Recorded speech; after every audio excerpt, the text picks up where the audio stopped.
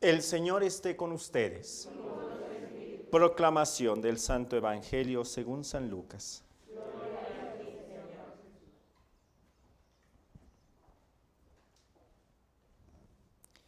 En aquel tiempo Jesús dijo a sus discípulos: es necesario que el Hijo del Hombre sufra mucho, que sea rechazado por los ancianos, los sumos sacerdotes y los escribas, que sea entregado a la muerte y que resucite al tercer día. Luego, dirigiéndose a la multitud, les dijo: si alguno quiere acompañarme, que no se busque a sí mismo, que tome su cruz de cada día y me siga. Pues el que quiera conservar para sí mismo su vida la perderá, pero el que la pierda por mi causa, ese la encontrará. En efecto, ¿de qué le sirve al hombre ganar todo el mundo si se pierde a sí mismo o se destruye? Palabra del Señor. Purificación mis labios para que proclame tu alabanza. ¿Pueden tomar asiento, por favor? Dentro de la Sagrada Escritura está en el Antiguo Testamento este libro que es el quinto libro con el que se completa la primera sección de la Biblia, que se llama Deuteronomio. Viene así de los 5 libros, de los 5 rollos de la antigua ley, en el que primero es el Génesis, Éxodo, el Levítico y por último Génesis, Éxodo, Levítico, Números, Deuteronomio. Ahora sí. Bueno, pues en el Deuteronomio, que la verdad les voy a decir, es un libro bien difícil. Uno trata de leerlo porque vienen mezcladas también las leyes. Deuteronomio quiere decir la ley, la reescripción de la ley. Y es a partir de un momento muy bonito dentro de la vida de Moisés. Nosotros cuando vamos a comenzar una misa decimos en el nombre del Padre, del Hijo y del Espíritu Santo. Nuestros hermanos judíos cuando van a rezar tienen una frase muy bonita con la que convocan a la oración. Y viene precisamente de este libro en el que Moisés, ya grande, llama a todo el pueblo. Todavía no entraban a la tierra prometida, estaban justo en la entrada. Y entonces Moisés les llamó y les dijo: quiero hablar con ustedes, con todo el pueblo. Y se reunieron. Y estando reunidos, Moisés comenzó este discurso. De hecho, el Deuteronomio se le llama así, los discursos de Moisés, con estas palabras. En hebreo se oye muy bonito. Así, Shema Israel, Adonai Eloheinu, y continuó, ¿bien? Shema Israel es escucha Israel, pero a diferencia de nosotros, es no el, hey, escuchen, hey, allá, atentos, no, es mucho más profundo, es acuérdate Israel.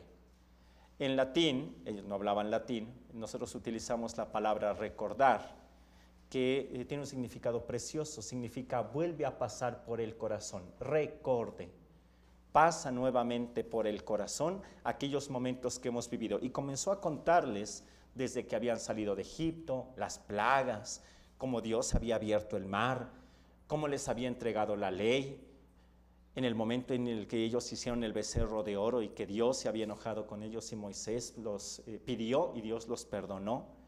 Bueno, pues Moisés fue recordando todo esto y todo el pueblo lo iba escuchando. Lo que nosotros escuchamos en la primera lectura es parte de este discurso. Ya casi al final, Moisés mandó traer las tablas de la ley nuevamente. ¿Dónde se encontraban? Se encontraban en una cajita que se llegó a ser muy famosa, el Arca de la Alianza, y estaban ahí guardadas. Entonces pidió que las trajeran y las trajeron en un modo muy solemne. Y teniendo las tablas de la ley, Moisés pronunció estas palabras: esto dice el Señor. Vamos a imaginarnos a Moisés con las tablas de la ley. Bien. Hoy pongo delante de ti la vida y el bien, o la muerte y el mal. Si cumples lo que yo te mando hoy, bien, los 10 mandamientos, amando al Señor tu Dios, siguiendo sus caminos, cumpliendo sus preceptos y mandatos, vivirás y te multiplicarás. El Señor tu Dios te bendecirá en la tierra donde vas a entrar para poseerla, porque todavía no entraban, estaban, hemos dicho, afuera. Pero si tu corazón se resiste y no lo obedeces, si te dejas arrastrar y te postras para dar culto a dioses extranjeros, yo te anuncio hoy que perecerás sin remedio y que pasando el Jordán, es decir, ahora sí entrando a la tierra prometida, para poseer la tierra, no vivirás muchos años en ella. Es esta la ley del Señor. Si la vives, vas a ir por buen camino. Para mí, yo quería detenerme, conociendo el contexto, en este pedacito. Yo te mando, si amas al Señor tu Dios siguiendo sus caminos, cumpliendo sus preceptos y mandatos, vivirás. ¿Cuáles son los preceptos del Señor? El pueblo de Israel la tenía fácil porque estaban ahí los 10 mandamientos. Con Jesucristo, que creen, se hizo mucho más fácil todavía. Porque nosotros como que fuimos conociendo de antemano cuál era la voluntad de Dios concretamente. Pero al ser tan sencilla se volvió tan difícil. Vamos al Evangelio de hoy. En aquel tiempo dijo a sus discípulos, la ley antigua, muy bien, si cumples los mandamientos del Señor vivirás. ¿Cuál es la voluntad de Dios? Jesús dijo a sus discípulos, es necesario que el Hijo del Hombre sufra mucho, que sea rechazado, que sea entregado a la muerte y resucitará al tercer día. Luego, dirigiendo a la multitud, les dijo, ahora sí, vamos a escuchar. Si alguno quiere seguirme, que no se busque a sí mismo, tome su cruz de cada día y me siga, pues el que quiera conservar para sí mismo su vida la perderá, pero el que la pierda por mi causa, ese la encontrará. Muy bien, llegó la ley nueva, y con Jesucristo como que se nos fue aclarando un poquito, pero al darnos cuenta de qué se trataba, medio espanta. Si alguno quiere acompañarme, tome su cruz y me siga. Ya para ese momento, cuando se escribieron los evangelios, conocían lo que significaba la cruz y lo doloroso que había sido para Jesús haber estado crucificado, pero ellos también conocían y sabían que Jesús había resucitado, que la cruz no era un símbolo de muerte, sino un símbolo de vida, un signo de resurrección. Y entonces los primeros cristianos se dieron cuenta que de estas palabras de Jesús venía el significado. Todos tenemos dificultades.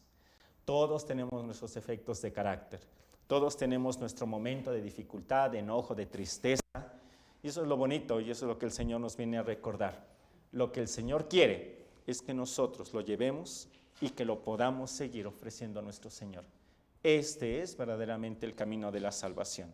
Si sigues estos caminos, te multiplicarás y vivirás, lo ha dicho el Señor en el Antiguo Testamento.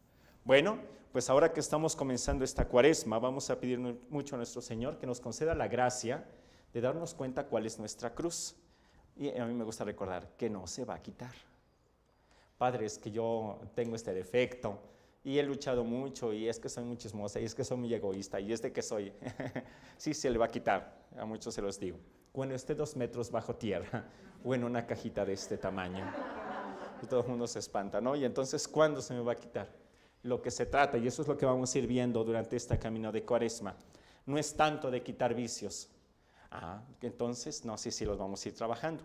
Se trata más de cultivar virtudes. Porque entonces, ahora sí, la piedra, la roca que está dentro de lo que me está molestando, va a quedar cubierta de tantas virtudes, que aunque siga presente la dificultad, ¿bien?, va a ser rodeada de muchas virtudes que voy a poner en práctica. Bueno, vamos a pedir a nuestro Señor esta gracia de ir conservando, de darnos cuenta, de agradecer las dificultades e ir cultivando las virtudes. Que así sea.